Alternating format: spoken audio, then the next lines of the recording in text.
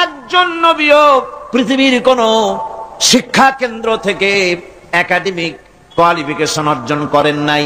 কোন নবী title pass, MA pass, BA pass এই ধরনের প্রাতিষ্ঠানিক কোন সনদ তাদের কাছে নাই। অথচ তারা যা বলেছেন তা বিশ্বের সর্বশ্রেষ্ঠ কথা কিনা জোরে কোন? আপনার আমার নবী জনাবে মুহাম্মদুর রাসূলুল্লাহ সাল্লাল্লাহু আলাইহি ওয়াসাল্লাম জীবনেও তিনি লিখতে জানেন নাই, পড়তে জানেন না, সই করতে জানেন না, নিজের নামটা কেমনে লিখবেন তাও তিনি জানেন না। সুলহ হুদায়বিয়ার দিনে, হুদায়বিয়ার সন্ধির দিনে সন্ধিপত্র লেখা হলো, হুজুরের নাম লেখা হলো মিম মুহাম্মাদুর রাসূলুল্লাহ। তার পক্ষ থেকে কুরাইশদের মধ্যে চুক্তিপত্র লেখা হচ্ছে। কুরাইশরা বলল, মুহাম্মদ সাল্লাল্লাহু আলাইহি ওয়াসাল্লামের নামের সামনে যদি রাসূলুল্লাহ লেখো তাহলে তো চুক্তির কোনো দরকার নাই, আমরা তো তাকে রাসূল মানি না, নাউযুবিল্লাহ। মুহাম্মদ বিন আব্দুল্লাহ যদি লেখো তাহলে আমরা এই চুক্তি মানব। রাসূল করিম সাল্লাল্লাহু আলাইহি ওয়াসাল্লাম হযরত আলীকে ডাকলেন, আলী গো, চুক্তিপত্রে যেখানে আমার নাম মুহাম্মদুর রাসূলুল্লাহ লেখা আছে, আমার নামের সামনে থেকে রাসূলুল্লাহ নামটা বাদ দিয়ে দাও, মুহাম্মদ বিন আব্দুল্লাহ লেখো।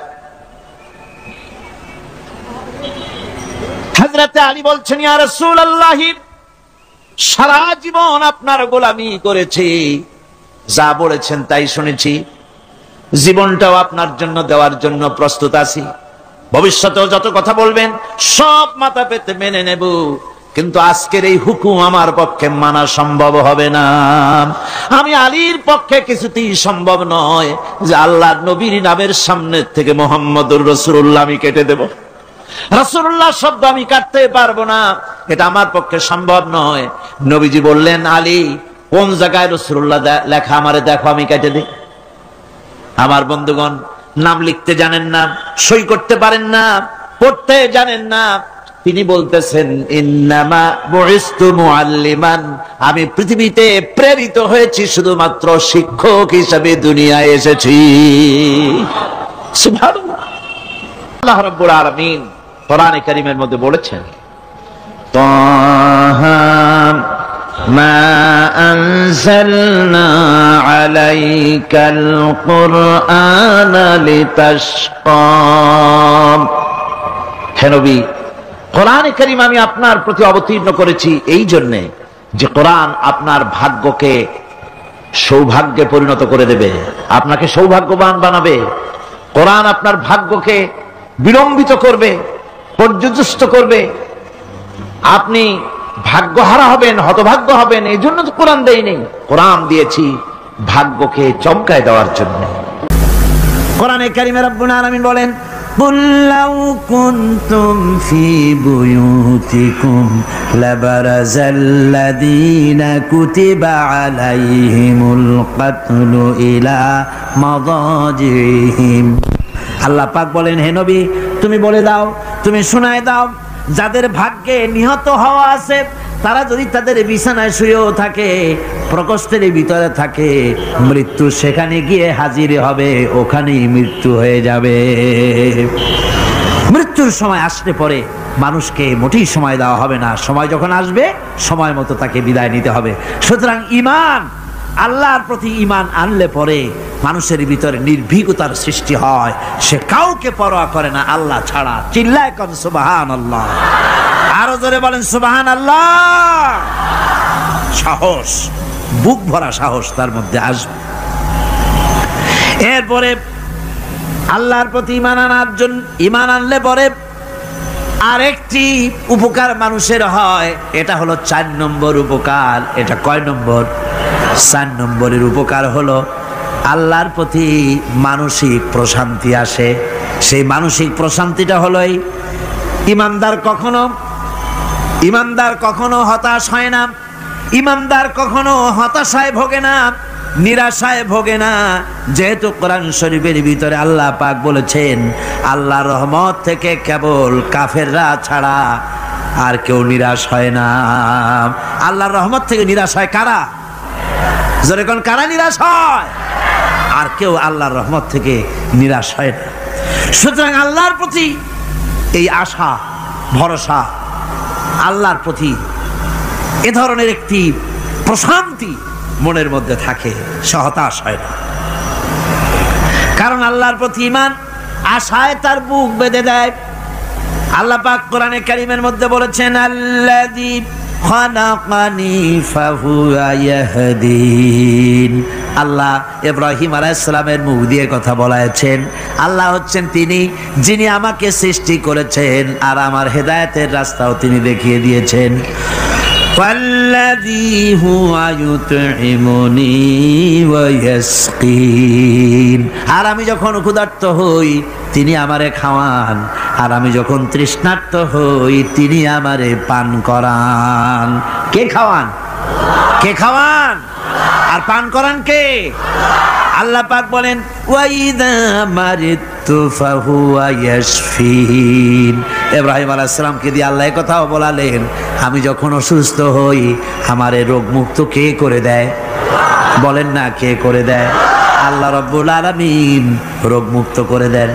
হযরত আইয়ুব আলাইহিস সালামের ঘটনা কোরআনে কারীমের মধ্যে আল্লাহ রাব্বুল আলামিন উঠায় দিয়েছেন, বলে দিয়েছেন যাতে করে মুমিনেরা মনের মধ্যে আল্লাহর প্রতি আশা ভরসা আনতে পারে।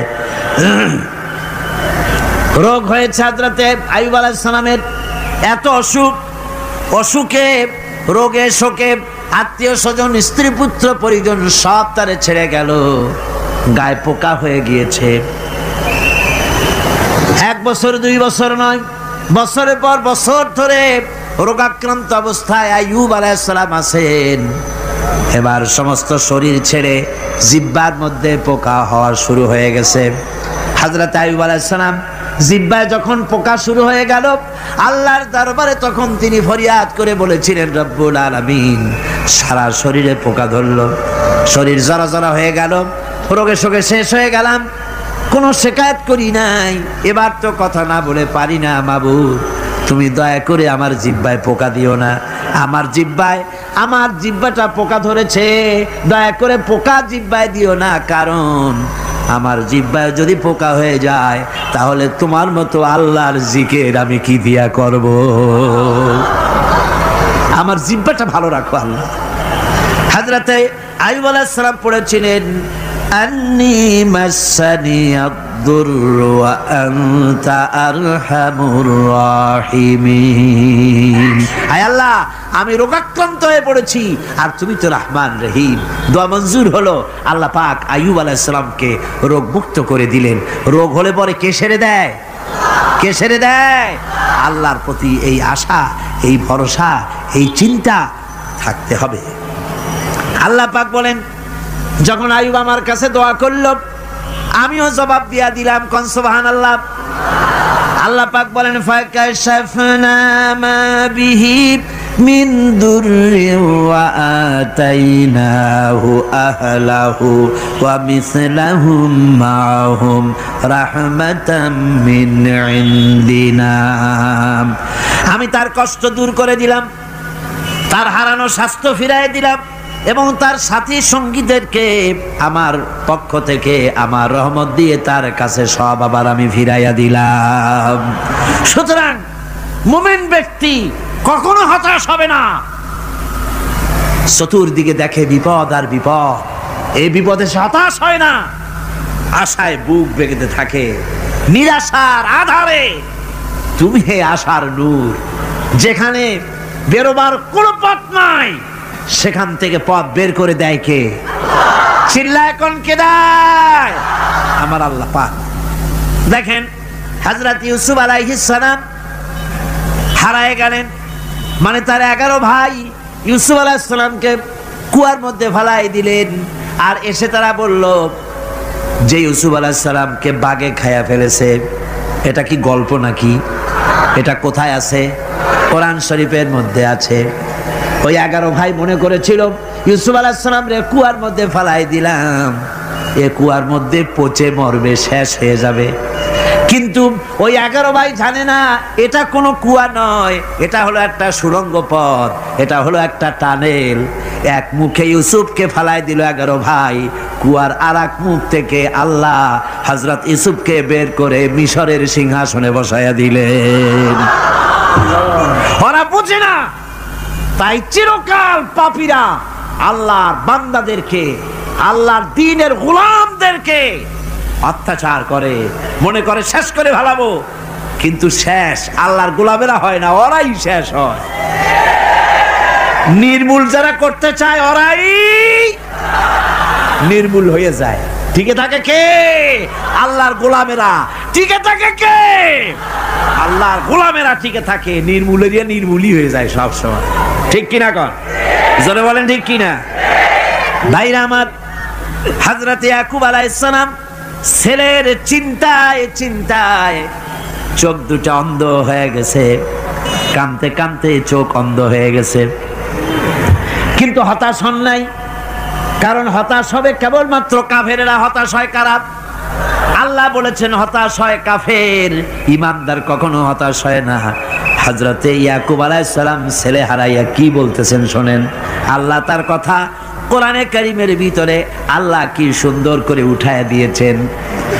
হযরতে ইয়াকুব পড়তেছেন, ফাসাবরুন জামিলুন আসাল্লাহু আইয়াতিয়ানি বিহিম জামিআন ইন্নাহু হুয়াল আলিমুল হাকীম। ফাসাবরুন জামিল, ধৈর্য ধারণ করাই এখন আমার জন্য উত্তম। আমি এখন ধৈর্য ধারণ করব, হয়তো শীঘ্রই আল্লাহ আমার যাদের হারাইছি তাদের সকলকে আল্লাহ আমার কাছে ফিরিয়ে দিবেন। তিনি সুবিজ্ঞ, তিনি প্রচন্ড ক্ষমতার মালিক। আশায় বুক বেঁধে থাকলেন তিনি। আর ইউসুফ আলাইহিস সালাম আজকে প্রেসিডেন্ট, তিনি মিশরের কি তিনি 11 ভাই গেছে সেইখানে খাবার আনার জন্য। হযরত ইউসুফ আলাইহিস সালামের চিনতে কোনো কষ্ট হয় নাই। ওরা তো চেনে নাই, কিন্তু ইউসুফ আলাইহিস সালাম চিনে ফেলেছেন। হযরত ইউসুফ কোনো প্রতিশোধ নিলেন না। হযরত ইউসুফ পরিচয় দিলেন আর বললেন, ভয় পাইও না, খাদ্য তোমাদেরকে দিয়ে দিব। তোমাদের ব্যাপারে আমার বক্তব্য হচ্ছে, লা তাসরিবা আলাইকুমুল ইয়াউম, তোমাদের বিরুদ্ধে আমার কোনো ক্ষোভ নাই, বিদ্বেষ নাই, মাফ করে দিলাম। এই জামাটা নিয়ে যাও, আমার আব্বার জন্য এই জামাটা নিয়ে যাও। জামা নিয়ে যাচ্ছে মিশর থেকে। কোথায়? কেনান। কোথায়? মিশর। মিশর থেকে ইউসুফ আলাইহিস সালামের জামা নিয়ে ছেলেরা কেনানের দিকে যাচ্ছে। আর এদিকে হযরত ইয়াকুব বলতেছেন, আমি যেন আমার নাকের ভিতরে ইউসুফের গন্ধ পেতেছি। সুবহানাল্লাহ। জামা চলে এলো, চোখের উপরে তিনি রাখলেন, আল্লাহ চোখ ভালো করে দিলেন। সুবহানাল্লাহ। ভাইরা আমার, এই জন্য যারা আল্লাহর উপরে ভরসা করে, আল্লাহর ঈমান যাদের মধ্যে এসে যায়, ঈমান বিল্লাহর বড় উপকার হলো সে হতাশ হয় না। যত বড় বিপদ হোক হতাশ হয় না। দেখেন ইউসুফ আলাইহিস সালামকে কেমন করে জুলাইখা ঘেরাও করে ফেলে দিয়েছে। দরজা বন্ধ, তালা বন্ধ, জানালা বন্ধ, সিটকানি মারা, খিল মারা, তালা দেওয়া, বেরোবার কোনো পথ নাই, চতুর্দিকে নগ্ন চিত্র। এবার জুলাইখার কুপ্রে প্রবৃত্তিকে চরিতার্থ করতে হবে, খারাপ কাজ করতে হবে, বেরোবার পথ নাই। হযরত ইউসুফ আলাইহিস সালাম তিনি জানেন দরজা সব বন্ধ, পালাবার পথ নাই, কিন্তু আল্লাহ রাব্বুল আলামিনকে তিনি ভয় করলেন। যুবক মানুষ, আল্লাহ রাব্বুল আলামিনকে ভয় করলেন। রব্বুল আলামিনকে ভয় করে তিনি তালাবদ্ধ দরজার দিকে দৌড় মারলেন। রব্বুল আলামিন আপন কুদরতে সবগুলি দরজা খুলে দিলেন। ওয়া মান ইয়াত্তাকিল্লাহা ইয়াজআল লাহু মাখরাজা, যে ব্যক্তি আমারে ভয় করে, আমার পথে চলতে চায়, আমি রাস্তা খুলে দেই। সুবহানাল্লাহ বিহামদিহি। সুতরাং ঈমানে বুক বাঁধো জওয়ানেরা, তরুণেরা, হতাশ হওয়ার কোনো কারণ নাই, আশায় বুক বেঁধে থাকো। আপনারা বলেন, এই পৃথিবীতে ইউনূস আলাইহিস সালাম যে বিপদে পড়ছিলেন, এর চাইতে বড় বিপদ পৃথিবীতে কিছু হতে পারে? আপনাদের চিন্তায় বুঝি পারে? এই দিকের লোকেরা কথাই কয় না মুঠো। কি বলেন, পারে? এত বড় বিপদ চিন্তাও করা যায়?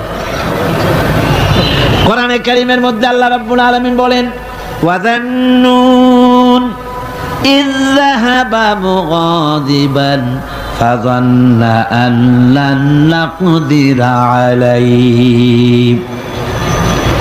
ইউনূস আলাইহিস সালামকে যখন মাছে গিলে ফেলে দিল, মাছ এবার পানির অতল তলদেশে চলে গেছে। মাছের পেটের ভিতরে দরজা নাই, জানালা নাই, ছিদ্র নাই, পালাবার কোনো পথ নাই। আছে? আছে?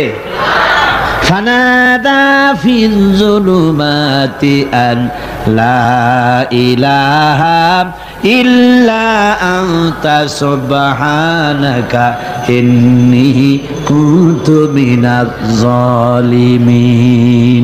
জানেন নাই দোয়া? পড়েন সবাই, লা ইলাহা ইল্লা আনতা সুবহানাকা ইন্নী কুনতু মিনাজ জালিমিন। হায় আল্লাহ, তোমার পবিত্রতা ঘোষণা করতেছি, তুমি ছাড়া কেউ নাই, আমার তো আর বাঁচার উপায় নাই। আমি আমার উপরে জুলুম করেছি, আর তোমার পবিত্রতা ঘোষণা করতেছি। জিকির করতেছেন তিনি মাছের পেটের মধ্যে বসে। আল্লাহ রাব্বুল আলামিন বলেন, ইউনূস আলাইহিস সালাম মাছের পেটের ভিতরে বসে যে চিৎকারটা মারলেন, দুনিয়ায় কোনো তার বন্ধু বান্ধবেরা শোনে নাই, কোন রাজা বাদশারা শোনে নাই। মাছের পেটের মধ্যে ফানাদা ফিল যুলুমাত, যুলুমাত হলো জমায় কাসির। এখানে তিনটা অন্ধকার ছিল। কয়টা অন্ধকার? একটা হলো মাছের পেটের অন্ধকার, একটা হলো রাতের অন্ধকার, আর একটা হলো পানির অন্ধকার। ত্রিবিধ অন্ধকারের ভিতর থেকে ইউনূস আলাইহিস সালাম হতাশ হয়ে যান নাই, তিনি চিৎকার মেরে আল্লাহরে ডাক দিলেন। আল্লাহ কয়, আমি ডাক শুনছি, কেউ তোমার ডাক শোনে নাই, আমি তোমার আরশের মালিক, আমি আল্লাহ শুনতে পেয়েছি। শুধু শুনি নাই, জবাবও দিয়া দিলাম। ফাস্তাজাবনা লাহু ওয়া নাজ্জাইনাহু মিনাল গাম্মি ওয়া কাযালিকা নুজিল মুমিনিন। পড়েন না সবাই, ফাস্তাজাবনা লাহু ওয়া নাজ্জাইনাহু মিনাল গাম্মি ওয়া কাযালিকা নুজিল মুমিনিন। আমি আল্লাহ পাক বলেন, আমি ইউনূসের ডাক শুনলাম, ডাকের জবাব দিয়া দিলাম, আর মাছের পেটের ভিতরে বেদনার সৃষ্টি করে দিলাম। মাছ এবার ভেসে উঠলো। মাছের আর এখন কোনো উপায় নাই বমি করা ছাড়া। মাছ কিনারায় চলে এলো, ইউনূসকে বমি করে ফেলে দিল। আল্লাহ কয়, শোনো দুনিয়ার মানুষেরা, শুধু ইউনূস আলাইহিস সালামকে নয়, ওয়া কাযালিকা, এইভাবে করে আমার মুমিন বান্দারা যদি বিপদে পড়ে আর আমারে ডাকে, আমি রব্বুল আলামিন এইরকম বিপদ দিয়া বাঁচায়া দেব। বিপদ থেকে বাঁচাবেন কে? সুতরাং গতকালকের মতো আবারও বলি, বিপদ আসতে পরে মুসলমানেরা মাজারে দৌড়ায় বেশি। কন নাউজুবিল্লাহ, জোরে কন নাউজুবিল্লাহ। বিপদ আসে আর মাজারে চলে যায়, যাইয়া সেখানে কাঁদে, মাজারের উপরে মাথা ঘা দিতে থাকে, পয়সা দেয়, মোনাজাত করে, কাঁদতে থাকে, মাজারওয়ালার কাছে বিপদ মুক্তি চায়। নাউজুবিল্লাহ পড়ে, আবারও কন নাউজুবিল্লাহ। বিশ্বাস করুন আমার ভাইরা, বিশ্বাস করুন, আল্লাহর কোরআন আমার হাতে। মাজারওয়ালার কাছে কানলে পরে ওই মাজারে যিনি শুয়ে আছেন, আল্লাহর কসম, তার কোনো ক্ষমতা নাই আপনাকে বিপদ থেকে বাঁচাতে পারে। আছে ক্ষমতা? জোরে বলেন, আছে? বিপদ থেকে বাঁচাবে কে? কে বাঁচাবে? আল্লাহ। আপনারা টাকা দেন, আর ওই টাকাগুলি ওইখানে মাজারে বৈশা জনমের খাওয়া খায় মাজারের পাহারাদার এক শ্রেণীর পান্ডারা। টাকাগুলা মাথায় দেখবেন মাজার কেন্দ্র করে লাল লাল চাদর গায়, তারপরে চট, মাথায় জট, দাড়িতে জট, দাড়িতে জট আর মোষ। হায় রে মোষ! 6টা টর্চ লাইট দিয়েও যদি আপনি খোঁজেন মুখ তালাশ করে পাবেন না, এত মোষ। সমানে গাঁজা খায় আপনার পয়সা দিয়ে, ধর্মের নামের ব্যবসা করে। যাই দেখেন মাজারগুলো, প্রত্যেকটা মাজারে 5টা 10টা লোক বসা আছে। ঘাট ধরে বের করে দাও। আর বলো মাজারে বসে আছো কেন? মসজিদে যাও। কোথায় যাবে? কোথায় যাবে? মসজিদে। আল্লাহর থামো, আল্লাহর ওলিদের মাজার ঘেরাও করে রেখে দাও, যত্ন করে রেখে দাও। গরু, ছাগল, ভেড়া, হাবিজাবি কিছু যেন যেতে না পারে, যত্ন করে রাখো, সম্মান দিয়ে রাখো। কিন্তু তোমার ওখানে পাহারা দিতে বলছে কে? তুমি ওখানে বসে থাকো কেন? গুড় যেখানে পিঁপড়া সেখানে। পয়সা দেওয়া বন্ধ করে, একটারও পাবেন না ওখানে। ঠিক কিনা কর? সব ধান্দাবাজ পয়সার লোভে ওখানে বসে থাকে, গাঁজা খায়, মদ খায়, নামাজ পড়ে না। আর আপনার টাকা দিয়া খোঁজ নিয়ে দেখেন মাজারের মুতল্লি যত আছে সব বাসের মালিক, ট্রাকের মালিক, কোটি কোটি টাকার ব্যবসা করে। সুতরাং এগুলি ছাড়েন, এ ধান্দাবাজি বন্ধ করুন। মাজারের সাথে কোনো সম্পর্ক নাই। মুসলমানের সম্পর্ক কেবল মসজিদের সাথে। কিসের সাথে? মসজিদের সাথে সম্পর্ক গড়ে। আমার বন্ধুগণ,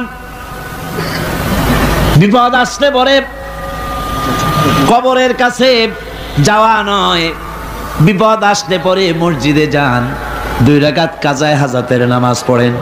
রাসূলুল্লাহ পড়েছেন, কাজায়ে হাজাতের নামাজ পড়েন, সেজদায় পড়ে গিয়ে আল্লাহর কাছে কান্দেন, আপনার বিপদ আল্লাহ রব্বুল আলামিন দূর করে দিবেন। আরে এমন আল্লাহরে থুইয়া কি যে বলবো, মানুষের যে কি হইছে। আমি সিলেটে দেখেছি শাহজালাল রহমতুল্লাহ আলাই, আল্লাহর ওলি, শাহ আমানত আল্লাহর ওলি, শাহ মাখদুম আল্লাহর ওলি। এই ওলিরা কোনদিন বলে যায় নাই যে আমার মাজারে পাহারা দিয়ে তোমরা টাকা আদায় করো। বলছে কেউ? শাহজালাল রহমতুল্লাহ আলাইহির মিশন কি ছিল, আর এই পাগলেরা করে কি? হযরত শাহজালালের তরবারি আজও আছে। আমি তরবারি দেখেছি, দোধারি তরবারি হাতে নিয়ে এসেছেন। এক হাতে ছিল তরবারি, আর এক হাতে ছিল আল্লাহর কোরআন। যখন সিলেটে ঢুকলেন, সিলেটে যখন ঢুকলেন, গৌর গোবিন্দ তার সব কিছু তিনি আজান দেওয়ালেন। আজান শোনা মাত্র মূর্তিগুলো কাঁপতে লাগলো। গৌর গোবিন্দের কলজা গলার কাছে চলে আসছে, জিজ্ঞেস করছে ব্যাপারটা কি, এরকম হচ্ছে কেন? জ্যোতিষীরা বলল যবন এসেছে, ম্লেচ্ছ এসেছে, আর উপায় নাই। শাহজালাল রহমতুল্লাহ আলাইহি তিনি বসলেন গেটের কাছে, এবার সব পালাচ্ছে। গৌর গোবিন্দ বলল সাপুরিয়াদের ডেকে যে আমারে একটা বাক্সের মধ্যে ভরিয়া সাপ বলে চালাই দিও, আমি সামনে পড়তে চাই না। ভয়তে কলজা গলার কাছে চলে আসছে শুধু আজান শুনে। এরপরে লোক সব চলে যাচ্ছে, উনি দেখতেছেন যাও যাও যাচ্ছে সব। তারপরে ঝুড়িতে করে যাচ্ছে সাপুরিয়ারা, তোমাদের এর মধ্যে কি? সাপ, যাও যাও যাও। এরপরে বড় একটা বাক্স, ওটার মধ্যে কি? কয় যে হুজুর আমরা সাপ খেলা দেখি, এর মধ্যে সাপ। নামাও, আমি সাপ খেলা দেখবো, নামাও ওটা। এরপরে বাক্স খুলছে, দেখে যে আসল সাপ বাইর হয়েছে। গৌর গোবিন্দ বলল যে আমার রাজত্ব ছেড়ে দিলাম, আমারে জানে বাঁচা। শাহজালাল রহমতুল্লাহ আলাইহি বললেন আমি তো মারতে আসি নাই, আমি তো হত্যাকাণ্ড করতে আসি নাই, আল্লাহর দ্বীনকে নিয়ে এসেছি। তিনি ক্ষমা করে দিলেন। সেই শাহজালাল রহমতুল্লাহ আলাইহির মাজারে লোকেরা বিভিন্ন জায়গা দিয়ে যায়, বাস ভরে ভরে যায়, যাইয়া চাদরের উপরে যাইয়া মাথা ঘা দিতে থাকে আর কাঁদতে থাকে। কতগুলো গজাল মাছ আছে, বিরাট বিরাট গজাল, গায়ে শ্যাদলা পড়ে গেছে, দেখলে মনে হয় যেন রিটায়ার্ড অফিসার, এরকম মোটা। ওগুলারে মুড়ি খাওয়ায়, কলজা খাওয়ায়। একটা কুয়া আছে, পানি এত ফসা, কয় যে এইটার আর এক মুখ হলো জমজমের সাথে মিশানো। নাউজুবিল্লাহ। হায় রে মানুষ, মুসলমানের আকীদা হয় এত খারাপ, আকীদা বদতর হয়ে গিয়েছে। এগুলি ধর্মের নামের ব্যবসা, এগুলি জোরে বলেন কি? এই ব্যবসা বন্ধ করতে হবে, এই ব্যবসা বন্ধ করতে হবে। এরা ধর্মের নামে লুটেরা, চাদর দিয়ে, আগরবাতি দিয়ে, মোমবাতি দিয়ে, সেজদা দিয়ে মুশরিক হয়ে যাচ্ছে, ইসলাম থেকে খারিজ হয়ে যাচ্ছে। আমার কাছে রিপোর্ট এসেছে প্রচন্ড ভিড়ে মানুষের কষ্ট হচ্ছে, তো কি করা যাবে? আমি বললাম ভিড়, আর আপনারা যদি ভিড় দেখতে চান তাহলে তো সব লোক দাঁড়ায় যাবে, আপনাদের তো দেখার দরকার নেই। একটু চেপে চেপে বসেন আর জোরে সোরে জিকির করেন, লা ইলাহা ইল্লাল্লাহ, লা ইলাহা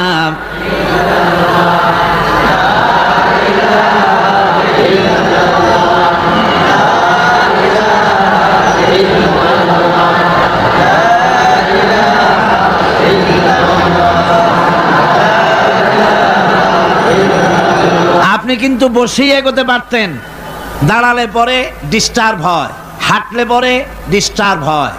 নিজের কপালটারে খারাপ করেন না, এত সুন্দর আল্লাহর কথা শোনা থেকে নিজেকে মাহরুম করতে চেষ্টা করেন না।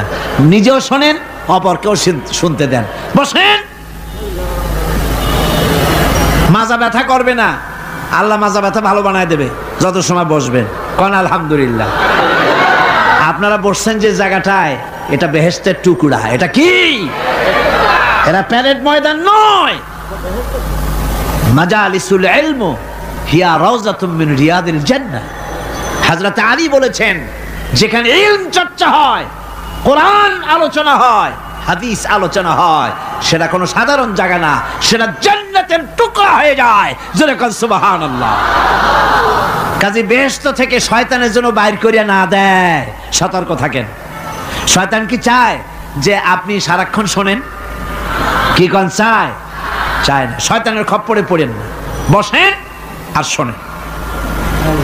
ইমানদার যখন বিপদে জর্জরিত হতে থাকে তখন সে ভেঙে পড়ে না, তখন অন্ধকারের, বিপদের অন্ধকার বিদীর্ণ করে আলোর এক প্রভা তার চোখের সামনে উদ্ভাসিত হয়ে ওঠে। সেটা কি? সেটা হলো আল্লাহ রাব্বুল আলামিনের বাণী, ফাইন্না মাআল উসরি ইউসরান, ইন্না মাআল উসরি ইউসরা। আল্লাহ পাক বলেন, জেনে রাখো, দুঃখ এবং কষ্টের সাথে রয়েছে সুযোগ আর সুবিধা, আর অসচ্ছলতার সাথে রয়েছে উদার সচ্ছলতা। জোরে কোন সুবহানাল্লাহ। কাজে ভয় পাওয়ার কারণ নাই, হতাশ হওয়ার কারণ নাই। মন আশায় বুক বেঁধে রাখো। গুনাহ করেছো, হতাশ হয়ো না। যুবকদের গুনাহ করা স্বাভাবিক। ইউনিভার্সিটির ছাত্র, কলেজের ছাত্র, প্রফেসর, শিক্ষক, অফিসার ঘুষ খেয়েছেন, জিনা করা হয়েছে, মদ খাওয়া হয়েছে, মিথ্যা কথা বলা হয়েছে, যাই কিছু করেন না কেন ভয় পাওয়ার কারণ নাই, নিরাশ হওয়ার কোনো দরকার নাই। আল্লাহ পাক ডেকে বলেছেন, কুল ইয়া ইবাদিয়াল্লাযীনা আসরাফু আলা আনফুসিহিম লা তাকনাতু মির রাহমাতিল্লাহ। আরে আমার আল্লাহর মতো এত ভালো আর কেউ আছে? এত দরদ আর কারো আছে? আমার আল্লাহ বলেন, ও নবী আপনি শোনায় দেন, হে আল্লাহর বান্দারা, তোমরা যারা নিজেদের উপরে বাড়াবাড়ি করেছো, নিজেদের উপরে জুলুম করেছো, অত্যাচার করেছো, আমি আল্লাহর রহমত থেকে নিরাশ হয়ে যেও না। মানুষ যদি অপরাধ করে, বাপের সাথে অপরাধ করেছে, মায়ের সাথে অপরাধ করেছে, মা বাবা সন্তানের চাইতে এত বড় কল্যাণকামী তো আর কেউ নাই, কিন্তু মা বাবা কোনোদিন বলে না আয় আমার ছেলে তোরে মাফ করে দেই, এরকম বলে নাকি? মন চায় ছেলে যদি মাপ চাইতো খুশি হয়ে মাপ করে দিতাম, কিন্তু কেন যে আসে না, ডাকে না যে আয় মাপ করে দেই। মা বাপ আপনাকে এত ভালোবাসে, সেই মা বাপও আপনাকে বলে না যে আয় মাপ করে দেই। আমার আল্লাহ হচ্ছেন এমন আল্লাহ, আল্লাহ রাব্বুল আলামিন ডাকেন, এ বান্দা খুন করেছিস ফিরে আয়, জিনা করেছিস ফিরে আয়, হত্যা করেছিস ফিরে আয়, চুরি করেছিস ফিরে আয়, কুফরি করেছিস ফিরে আয়, সুদ খেয়েছিস, ঘুষ খেয়েছিস, মদ খেয়েছিস ফিরে আয়। এসে আমার দরবারে চোখের পানি ফেল, আমার দরবারে কাঁদাকাটি কর। ইন্নাল্লাহা ইয়াগফিরুয যুনুবা জামিআ ইন্নাহু হুয়াল গফুরুর রহিম। আমার দরবারে চোখের পানি ফেলে কাঁদ, আমি রব্বুল আলামিন জিন্দেগীর গুনাহ মাফ করে দেব। সুবহানাল্লাহ কোন, সুবহানাল্লাহ কোন। আমার কাছে কান, চোখের পানি ফেল। আল্লাহ রাব্বুল আলামিনের কাছে বান্দার দুইটা ফোঁটা বেশি প্রিয়। একটা হলো জিহাদের ময়দানে যে রক্ত ফোঁটা দেওয়া হয়, এটা আল্লাহর কাছে প্রিয়। আর আল্লাহর ভয়তে গুনার জন্য লজ্জা করে, অনুশোচনা করে বান্দা যখন চোখের পানি ছেড়ে দেয়, আল্লাহর কাছে এটা অত্যন্ত প্রিয়।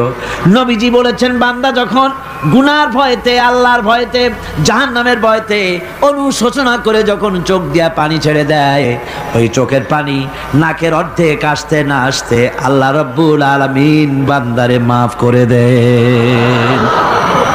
আল্লাহ বরদাস্ত করতে পারেন না যে বান্দা কান্দুক। আমার ভাইরা, আল্লাহ রহমত, এই পৃথিবীতে আল্লাহর রহমতকে 100 ভাগ করা হয়েছে। আল্লাহর রহমতের কত ভাগ? এই 100 ভাগের 1 ভাগ সারা পৃথিবীতে ছড়াই দেওয়া হয়েছে। আর 99 ভাগ কার কাছে? আল্লাহর কাছে। একটা ভাগ দুনিয়া ছড়ানো হয়েছে আদম আলাইহিস সালাম থেকে নিয়ে এই পর্যন্ত, এখান থেকে নিয়ে কিয়ামত পর্যন্ত পৃথিবীতে যত মানুষ আসবে, যত প্রাণী আসবে, তাদের মধ্যে প্রাণী জগতেও গাভী তার বাছুরকে ভালোবাসে ঠিক কিনা, হাতি তার বাচ্চাকে ভালোবাসে ঠিক কিনা, মুরগি তার বাচ্চাকে ভালোবাসে কিনা, প্রত্যেক মাই তার সন্তানকে ভালোবাসে মানুষের মতো।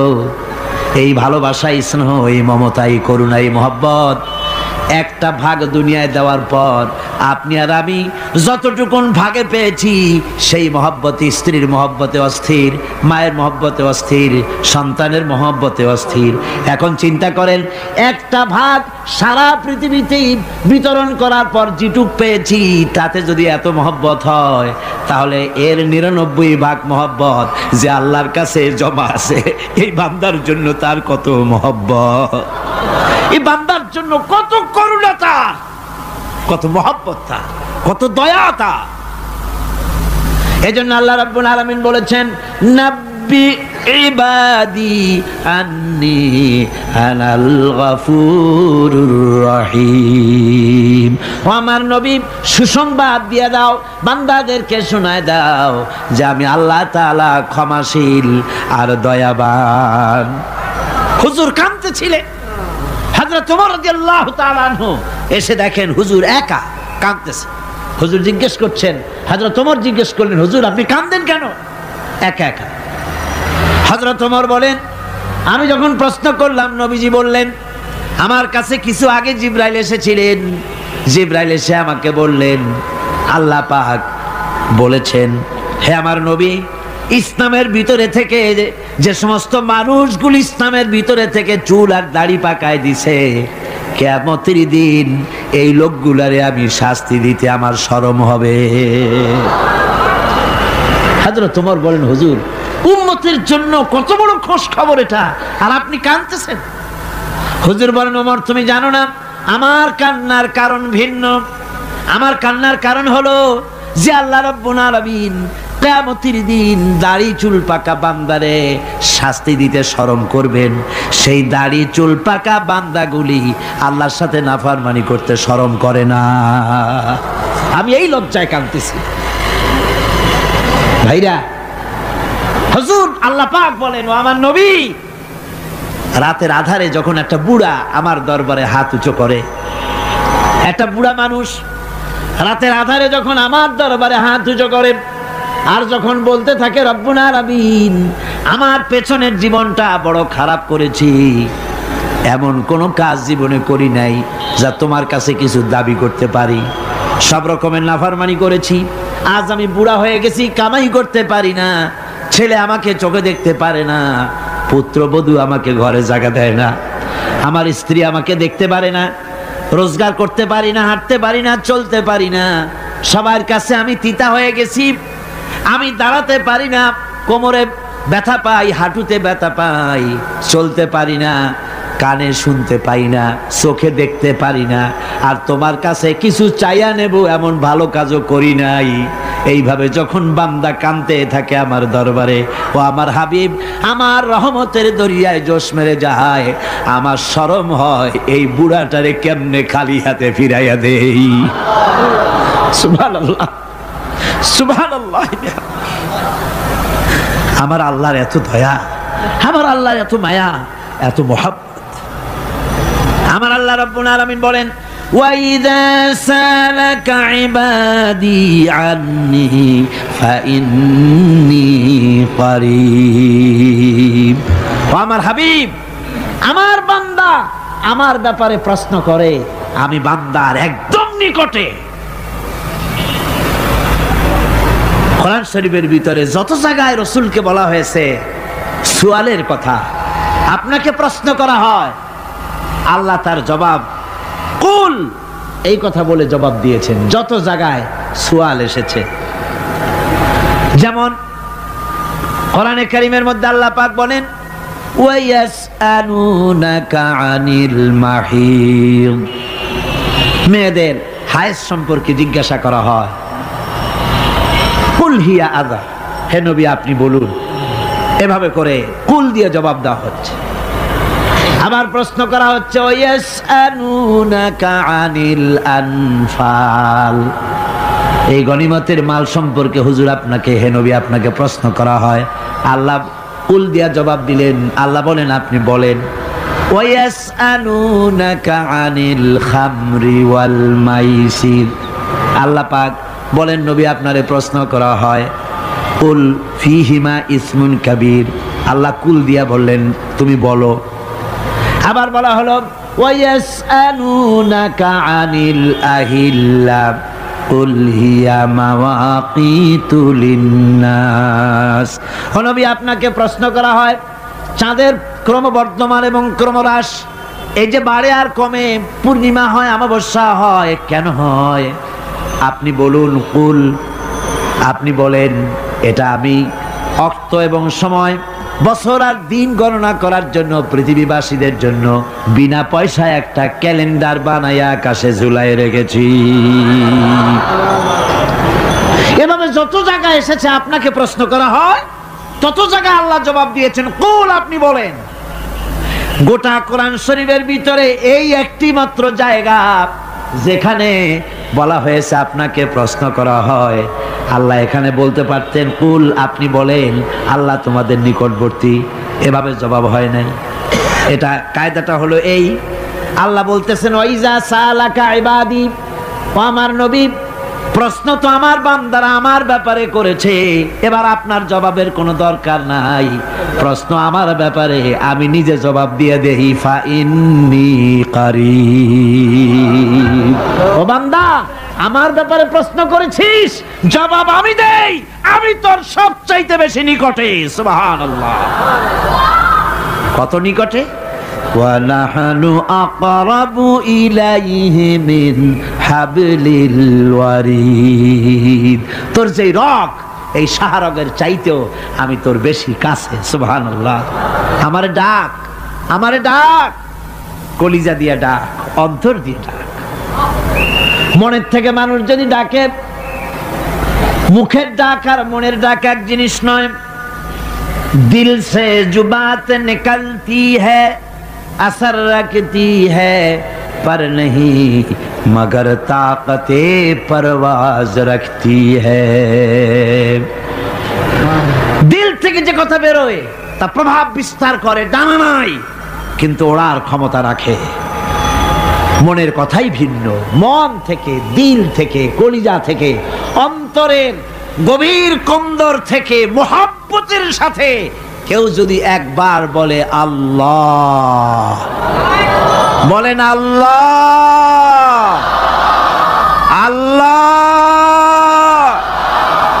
আল্লাহ, আল্লাহ রাব্বুল আলামিন বলেন অন্তরের অন্তঃস্থল থেকে একটি বার যদি বান্দা বলেন আল্লাহ, আল্লাহ বলেন 70 বার সাড়া দিয়া জিজ্ঞেস করি বান্দা কি চাও, আমি তোমার কাছে আছি। সুবহানাল্লাহ, আমি তোর একদম কাছে, কি চাস বল, বল আমার কাছে। এমন দয়াবান, এমন মেহেরবান, এমন আল্লাহ আমাদের। সে আল্লাহ রাব্বুল আলামিন তিনি বলছেন وقال ربكم ادعوني استجب لكم, তোমাদের রব বলেছেন আমারে ডাকো, আমি আল্লাহ ডাকের সাড়া দিয়া দেব। সুবহানাল্লাহ। কারে ডাকতে হবে? কারে ডাকতে হবে? এই বিশাল জনসমুদ্র একযোগে চিল্লা এখন কারে ডাকতে হবে? কোন পীর সাহেবকে নয়, আল্লাহর কসম কোন খাজা বাবাকে নয়, ডাকতে হবে কারে? চিল্লা এখন কারে? ওয়াকালা রাব্বুকুম উদউনি, তোমার রব তোমাকে বলতেছে আমারে ডাকো, আস্তাজিব লাকুম, আমারে ডাকবে আমি সাড়া দিয়ে দেব। সুবহানাল্লাহ। আল্লাহকে ডাকেন, কি চাই আপনার বলেন, কি চাই? আল্লাহর কাছে চান, আল্লাহ দিয়ে দিবেন। দেওয়ার জায়গা আল্লাহর কাছে চাইবেন, আল্লাহ দিবেন। দেওয়ার জায়গা, চাওয়ার জায়গা হলো সেজদায় পড়ে যাবেন। আমার ভাইয়েরা জায়গাটা চিনায় দিলাম। মাজারে যাওয়া লাগবে না, কবরে যাওয়া লাগবে না, 2 রাকাত নামাজ পড়ে সেজদায় পড়ে গিয়া যত বিপদ আছে, মুসিবত আছে, সেজদার মধ্যে চোখের পানি ছেড়ে দেন আর কেন্দে কেন্দে জীবনের কথা বলেন। আল্লাহ রাব্বুল আলামিন আপনার আওয়াজ শুনবেন আর দোয়া কবুল করে নিবেন। কামতে হবে আল্লাহর কাছে। কার কাছে? আল্লাহর কাছে। সুম্মা ইস্তাগফিরুল্লাহ, আর এরপরে সে যদি আমি আল্লাহর কাছে ক্ষমা চাই, ইয়াজিদিল্লাহ গাফুরার রহিমা, সে আমি আল্লাহকে গফুর এবং রহিম হিসাবে পাবে। সুবহানাল্লাহ। আল্লাহকে গফুর এবং রহিম হিসাবে পাওয়া যাবে। সব আল্লাহকে বলতে হবে, গুনাহ মাফ চাইতে হবে। এই জন্য হুজুর সাল্লাল্লাহু আলাইহি ওয়াসাল্লাম দৈনিক 100 বার তওবা পড়তেন। কোন হাদিসে আছে 70 বার, কোন হাদিসে আছে 100 বার তওবা পড়তেন। নামাজের পরে তো প্রত্যেক নামাজই পড়তেন হুজুর, সালাম ফিরাতেন আর সাথে সাথে বলতেন আল্লাহু আকবার, আস্তাগফিরুল্লাহ, আস্তাগফিরুল্লাহ, আস্তাগফিরুল্লাহ। মনে থাকবে আপনাদের? মনে থাকবে? সালাম ফিরাইয়া কি বলবেন? না, সালাম ফিরাবার সাথে সাথে বলবেন আল্লাহু আকবার, তারপরে পড়বেন আস্তাগফিরুল্লাহ, আস্তাগফিরুল্লাহ, আস্তাগফিরুল্লাহ। তওবা পড়বেন, আল্লাহর কাছে সবসময় গুনাহ মাফ চাইতে থাকবেন, বিনীত থাকবেন। আল্লাহকে পাওয়া যাবে, তাকে রহিম হিসেবে পাওয়া যাবে। সুতরাং ঈমান বিল্লাহ, আল্লাহর প্রতি ঈমান আনলে পরে 4th নম্বরের যে উপকারটা হবে সেটা হলো হতাশায় ভুগবে না, নিরাশায় ভুগবে না, আশায় বুক বেঁধে উঠবে, ঈমান মজবুত হবে, আল্লাহর কাছে মানুষ বিনয়ী হয়ে যাবে। এবার 5ম নম্বরের উপকার আমি বলছিলাম, ঈমান বিল্লাহ, আল্লাহর প্রতি ঈমান আনলে পরে অসংখ্য উপকার হয়, অসংখ্য বৈশিষ্ট্যের আছে। এর 6টা উপকারের কথা আমি বলবো। কয়টা? অসংখ্য উপকারের ভিতরে প্রধান 6টি উপকারের কথা বলবো। এর বললাম কয়টা? 4টা বলেছি। এবার বলো 5ম উপকারের কথা। আল্লাহর প্রতি আপনি পূর্ব পশ্চিমে কতবার মুখ ঘোরালেন, এটাই কিন্তু আপনার আসল সৎ কাজ নয়। আসল সৎ কাজ হলো আল্লাহর প্রতি ঈমান আনা। এই ঈমানের ব্যাপারে 3টা দিন আমরা পার করে দিলাম, এখনো কথা শেষ হয় নাই। আল্লাহর প্রতি ঈমান আনলে পরে যে উপকারটা হবে 5ম নম্বরে, সেটা হলো কঠোর এবং কঠিন বিপদের ভিতরে বান্দার ভিতরে অবিচলতা এবং ধৈর্যের সৃষ্টি হয়ে যাবে। আলহামদুলিল্লাহ। কঠিন বিপদ মুসিবত আসলে পরে সে অবিচল থাকবে। সারা দুনিয়ার বিপদ আপদ, শত্রুতা, দুঃখ, কষ্ট, মুসিবত, জুলুম, নির্যাতন সব কিছু পাহাড়ের মতো উঁচু হয়ে তাকে ঘিরে ফেলবে, কিন্তু তাকে এক চুলও নাড়াতে পারবে না। আলহামদুলিল্লাহ, সারা পৃথিবী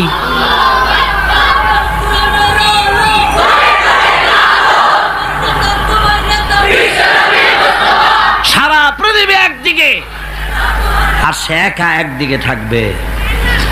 বিরোধিতা তো হবেই, বিপদ তো আসবেই।